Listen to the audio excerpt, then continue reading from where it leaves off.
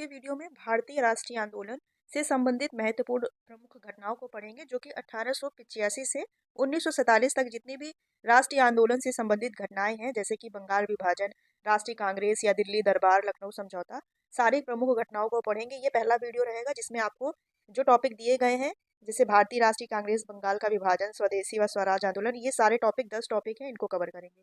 इसके बाद जो दूसरा वीडियो होगा उसमें अगले 10 टॉपिक क्लियर करेंगे। इस तरह आपके 40 से 45 टॉपिक जो इस राष्ट्रीय आंदोलन से संबंधित है, ये सारे कवर हो जाएंगे। चलिए वीडियो को स्टार्ट करते हैं। राष्ट्रीय कांग्रेस, ये सारे पॉइंट वाइज लिखे हुए हैं, जैसे एग्जाम में क्वेश्चन बनते हैं आपके, लेकिन जो पहले थोड़ी समरी है राष्ट्रीय कांग्रेस के विषय में, इसको जान लेंगे। तो तत्कालीन गवर्नर लॉर्ड डफरिन की सलाह पर जो ए ओ ह्यूम, इनका पूरा नाम एलन ऑक्टेवन ह्यूम था, तो ए ओ ह्यूम शॉर्ट में बोला जाता है, इस अंग्रेज अधिकारी ने भारतीय नेताओं से विचार विमर्श कर 1885 ईस्वी में भारतीय राष्ट्रीय कांग्रेस की स्थापना की। और जो इसकी आपको डेट इंपॉर्टेंट याद रखनी है क्या, 28 दिसंबर 1885। भारतीय राष्ट्रीय कांग्रेस की स्थापना कब हुई? 28 दिसंबर 1885। और भारतीय राष्ट्रीय कांग्रेस की स्थापना का श्रेय किसे जाता है? अंग्रेज अधिकारी ए ओ ह्यूम। पूरा नाम क्या है? Allan Octavian Hume. ठीक है। ए ओ ह्यूम ने 1884 ईस्वी में किस संगठन की स्थापना की? पहले इसका नाम था इंडियन नेशनल यूनियन, फिर 1885 में इसका नाम बदलकर क्या हो गया? भारतीय राष्ट्रीय कांग्रेस। इंडियन नेशनल यूनियन को बाद में क्या नाम कर दिया गया? यही भारतीय राष्ट्रीय कांग्रेस इसका नाम कर दिया गया। और जो इसकी पहली बैठक होनी थी, ये पहली बैठक पूना में होनी थी, लेकिन पूना में नहीं की गई किसी कारण से, क्योंकि पूना में उस समय प्लेग जो बीमारी है, प्लेग फैल जाने के कारण वहाँ पर जो पहली बैठक थी वो नहीं की गई, वहाँ से स्थानांतरित कर दी गई मुंबई में। मुंबई में आप याद रखेंगे, पहली बैठक कहाँ की गई? मुंबई में की गई थी। और कहाँ पर की गई थी?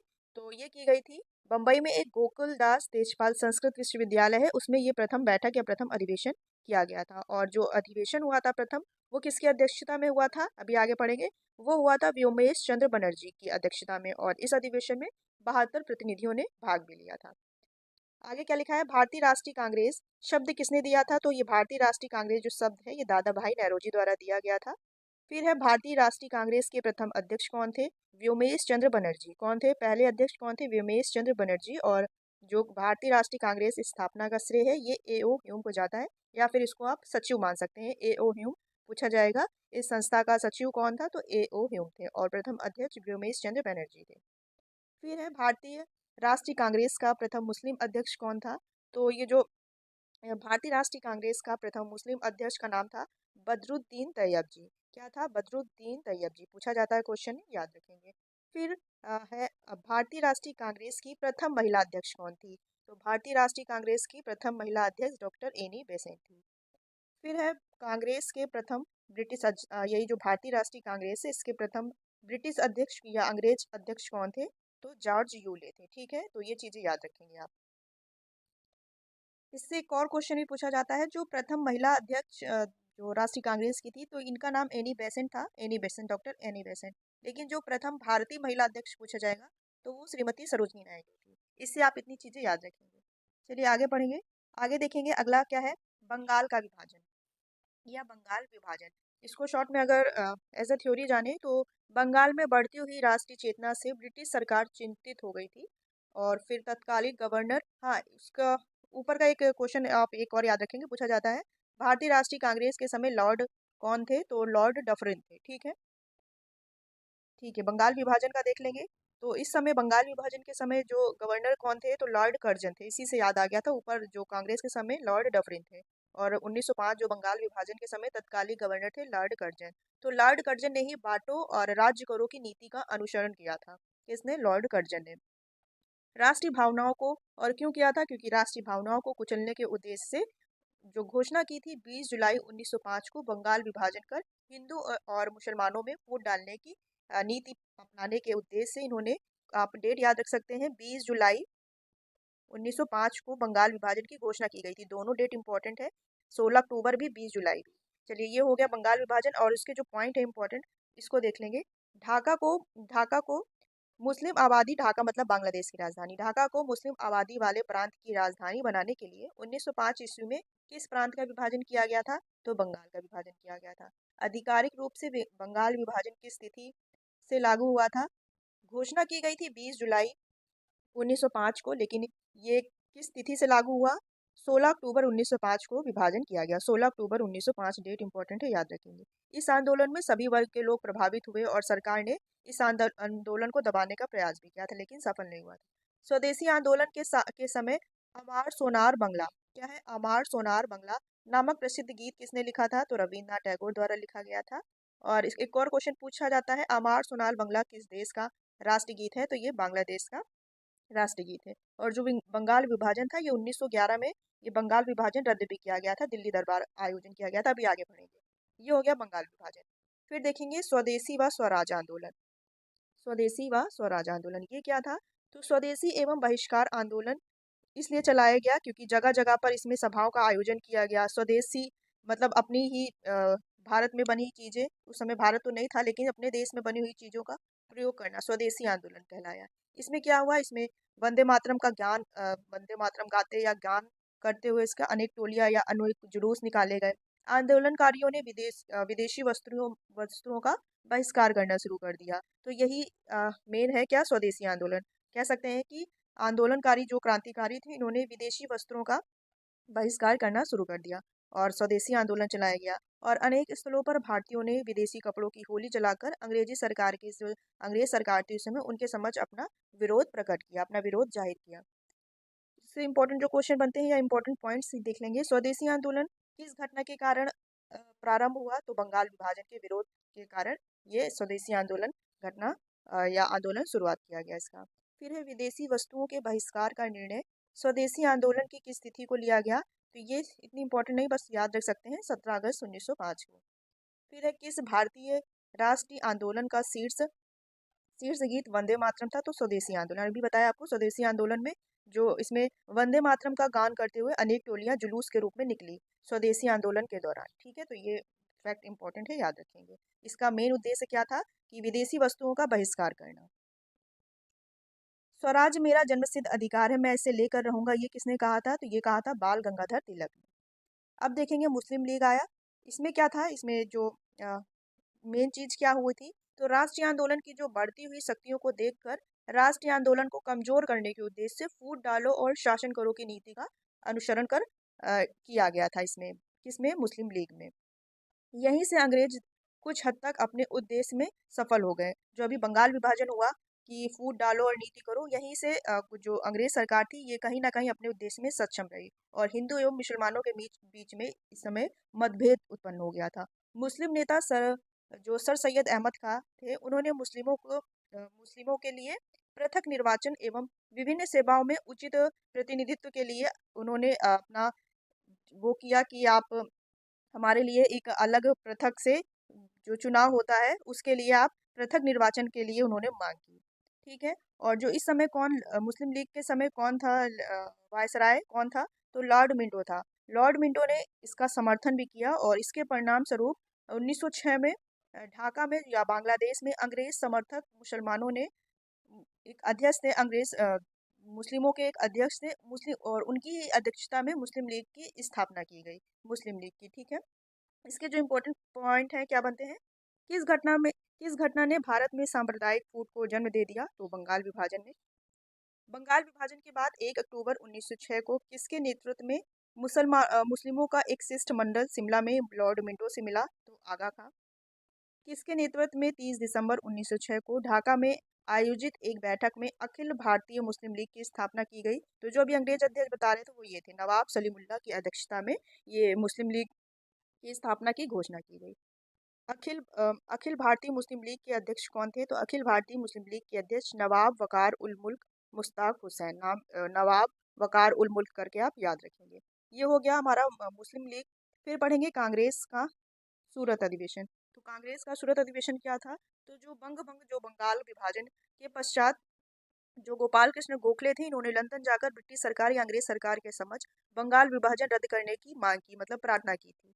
और उनकी मांग पर ब्रिटिश सरकार द्वारा कोई ध्यान व्यान नहीं दिया गया था। तब एक नवीन एक उग्र विचारधारा का जन्म हुआ।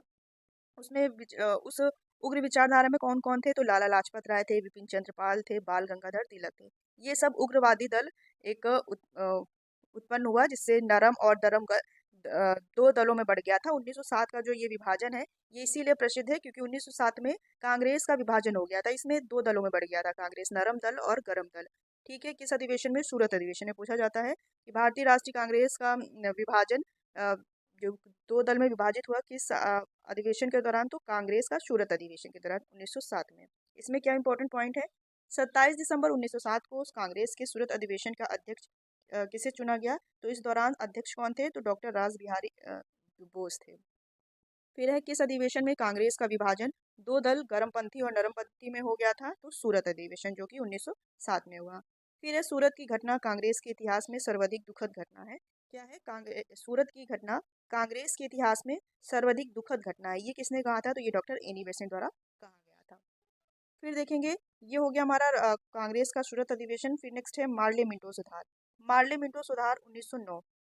ये क्या था? तो भारत के सचिव थे तब जॉन मार्ले और जो वायसराय थे लॉर्ड मिंटो। तो भारत सचिव मार्ले और लॉर्ड मिंटो, तो इसी को मार्ले मिंटो सुधार कहा गया। मार्ले मिंटो सुधार 1909।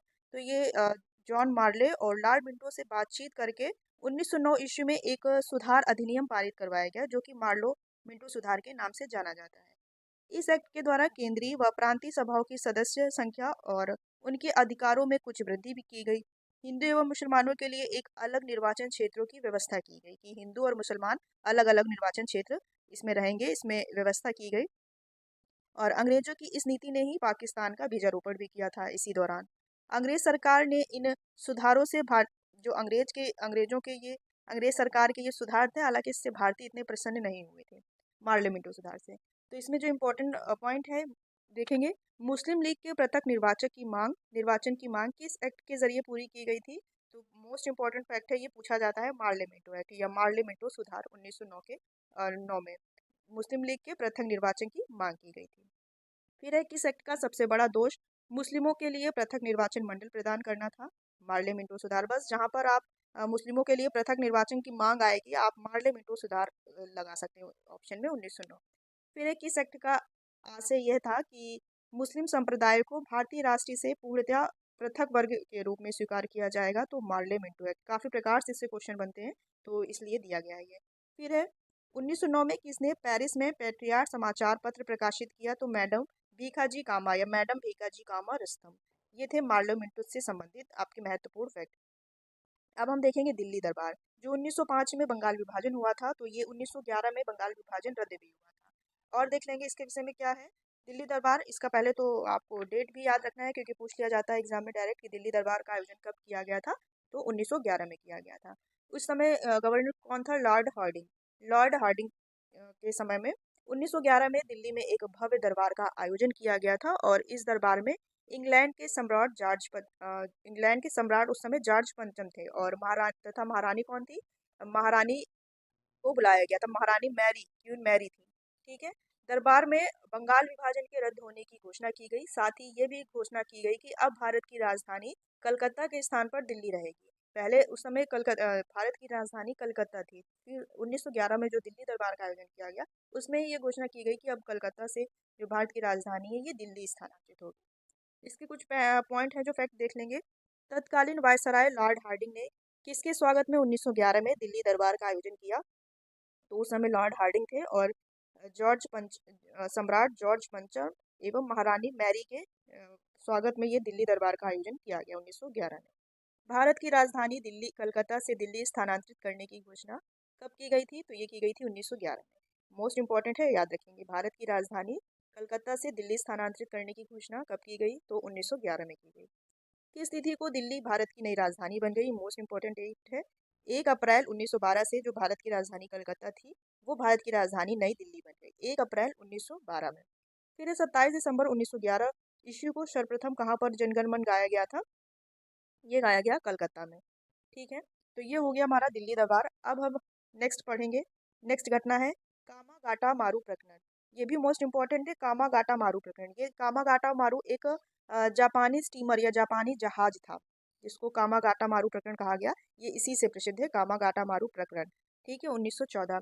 ये घटना क्या थी? तो वर्ष 1914 ईस्वी में एक घटना हुई थी जिसमें 376 या 75 लगभग भारतीय यात्रियों को कनाडा में प्रवेश करने के लिए रोका गया था। एक वो क्या कहते हैं, बंदरगाह था वहाँ पर रोका गया था। तो यही घटना कामागाटा मारू प्रकरण कहलाई। इससे जो इम्पोर्टेंट फैक्ट या क्वेश्चन बनते हैं इसको देखेंगे। भारतीय राष्ट्रीय आंदोलन में महत्वपूर्ण स्थान रखने वाली किस घटना ने पंजाब में एक विस्फोटक स्थिति उत्पन्न कर दी? तो कामागाटा मारू प्रकरण में। पंजाब के किस क्रांतिकारी ने अपने जापानी पोत कामागाटा मारू को किराए पर लेकर 376 पंजाबियों को हांगकांग के वैंकूवर कनाडा ले जाने का प्रयत्न किया? तो बाबा गुरजीत सिंह संधू। पंजाब के क्रांतिकारी थे बाबा गुरजीत सिंह संधू। फिर है, कनाडा सरकार ने जब कामागाटा मारू के यात्रियों को बंदरगाह में उतरने की अनुमति नहीं दी तो जहाज को बिना कहीं रुके हुए किस बंदरगाह पर वापस लाना पड़ा या वापस लौटाना पड़ा? तो कलकत्ता बंदरगाह में। जब कनाडा में बंदरगाह में रुकने को मना कर दिया गया, प्रवेश नहीं दिया गया, तो ये वापस लाया गया कहाँ पर? भारत के कलकत्ता बंदरगाह में। फिर है, कलकत्ता बंदरगाह पर पुलिस के साथ हुई झड़प में कामागाटा मारू के कितने यात्री मारे गए और कितने जेल गए? 19 यात्री मारे गए और 202 यात्री जेल गए, जो इस घटना से संबंधित है। फिर है, कामागाटू प्रकरण पर वैंकूवर में रहने वाले भारतीयों ने किनके नेतृत्व में सौर कमेटी की स्थापना की थी? तो जो कनाडा में भारतीय रहते थे तो उनके ही नेतृत्व में सौर कमेटी की स्थापना की गई। हुसैन, कौन कौन थे? हुसैन रहीम, सोहनलाल पाठक व बलवंत सिंह। ये घटना थी छोटी सी, कौन सी? कामागाटा मारू की। फिर अगली पढ़ेंगे क्या है? लखनऊ समझौता। तो ये भी इम्पोर्टेंट है, लखनऊ समझौता। तो ये क्या था? तो ये बेसिकली लखनऊ समझौता जो था, ये भारतीय राष्ट्रीय कांग्रेस था और अखिल भारतीय मुस्लिम लीग, जो मुस्लिम लीग बढ़ चुका था, उनके बीच ये 1916 सन 1916 में एक समझौता हुआ था, उससे संबंधित था ये लखनऊ समझौता। इससे जो इम्पोर्टेंट पॉइंट है वो देख लेंगे। 1916 में पहले तो यही पूछ लिया जाता है लखनऊ समझौता, सबकी देखिए सन, जो भी घटना है, घटना का प्रकरण है, उससे संबंधित आप जो वर्ड्स है वो इम्पोर्टेंट है, सन भी पूछा जाता है। तो लखनऊ समझौता 1916 में हुआ था। पॉइंट देखेंगे, 1916 ईस्वी में कांग्रेस के किस अधिवेशन में कांग्रेस के दोनों पक्ष गर्मपंथी एवं नरमपंथी पुनः एक हो गए? तो लखनऊ अधिवेशन 1916 में जो 1907 में सूरत अधिवेशन में दो विभागों में बट गया था, गर्म दल और नरम दल, तो यही गर्मपंथी और नरमपंथी ये पुनः एक हो गए, किसमें? 1916 के लखनऊ अधिवेशन में। फिर 1916 ईस्वी के लखनऊ अधिवेशन में कांग्रेस ने किसके साथ राजनीतिक क्षेत्र में एक दूसरे का सहयोग करने के संबंध में एक समझौता किया? तो यही मुस्लिम लीग, जो अभी आपको बताया, भारतीय राष्ट्रीय कांग्रेस और अखिल भारतीय मुस्लिम लीग के बीच जो समझौता हुआ 1916, यही मुस्लिम लीग हुआ। एक मिनट, लखनऊ अधिवेशन में कांग्रेस ने किसके साथ राजनीतिक क्षेत्र में एक दूसरे का सहयोग करने के संबंध में समझौता बनाया? ठीक है, मुस्लिम लीग के संबंध में। फिर है, 1916 ईस्वी में मुस्लिम लीग और कांग्रेस के मध्य समझौता किसने कराया? तो डॉक्टर एनी बेसेंट। जो मुस्लिम लीग और कांग्रेस के मध्य जो समझौता हुआ 1916 में, एनी बेसेंट द्वारा करवाया गया था। फिर देखेंगे अगला है, अगली जो महत्वपूर्ण घटना है ये है होम रूल लीग आंदोलन। क्या है? होम रूल लीग आंदोलन 1916, डेट भी इंपॉर्टेंट है, याद रखेंगे। ये क्या था? तो ये भारत में स्वशासन की मांग के लिए एक चलाया गया आंदोलन था। ठीक है, भारत में पूछा जाता है होम रूल आंदोलन किससे संबंधित था? तो ये स्वशासन की मांग, सिर्फ स्वशासन की मांग से संबंधित है। ये आप पॉइंट जरूर याद रखेंगे, ये काफी बार एग्जाम में पूछा गया। और इसमें प्रमुख नेता कौन थे? तो डॉक्टर एनी बेसेंट और बाल गंगाधर तिलक थे प्रमुख नेता। इसके इंपॉर्टेंट पॉइंट देख लेंगे। भारतीय स्वतंत्रता संग्राम के इतिहास में प्रथम अखिल भारतीय जन आंदोलन क्या था? भारतीय स्वतंत्रता संग्राम के इतिहास में प्रथम अखिल भारतीय जन आंदोलन था होम रूल लीग आंदोलन। ठीक है। फिर 1916 में मद्रास में होम रूल लीग की स्थापना किसने की थी? तो मद्रास में जो होम रूल लीग की स्थापना की गई थी, ये डॉक्टर एनी बेसेंट द्वारा की गई थी। और 1916 में ही पूना में होम रूल लीग की स्थापना किसके द्वारा की गई? तो पूना में बाल गंगाधर तिलक द्वारा की गई, मद्रास में एनी बेसेंट द्वारा की गई। इसी दौरान बाल गंगाधर तिलक ने किन समाचार पत्रों का संचालन किया था? तो मराठा और केसरी समाचार पत्रों का संचालन किया था। और यहीं पे एक चीज़ और पूछी जाती है एनी बेसेंट द्वारा, तो एनी बेसेंट द्वारा कॉमन पत्रिका और न्यू इंडिया पत्रिका का संचालन किया गया था। ठीक है, जो कि एनी बेसेंट द्वारा किया गया था। तो होम रूल लीग के विषय में आप इतना जरूर याद रखेंगे। फिर है क्या? सत्याग्रह आंदोलन। यहाँ से हम लोग अगले वीडियो में पढ़ेंगे, क्योंकि जो 10 टॉपिक लिए गए थे आपके, 10 आंदोलन या 10 महत्वपूर्ण घटनाएं, तो वो यहाँ तक समाप्त हो चुकी है होम रूल लीग आंदोलन से। यहाँ से अगले वीडियो में पढ़ेंगे। दोस्तों, वीडियो कैसा लगा? अगर वीडियो अच्छा लगा हो तो वीडियो को लाइक कीजिएगा, और जो एग्जाम ओरिएंटेड चीज़ें हैं आपको इस चैनल के माध्यम से मिलती रहेंगी। तो आपने अगर अभी तक चैनल से नहीं जुड़े हैं या सब्सक्राइब नहीं किया है तो चैनल से जुड़ जाइए।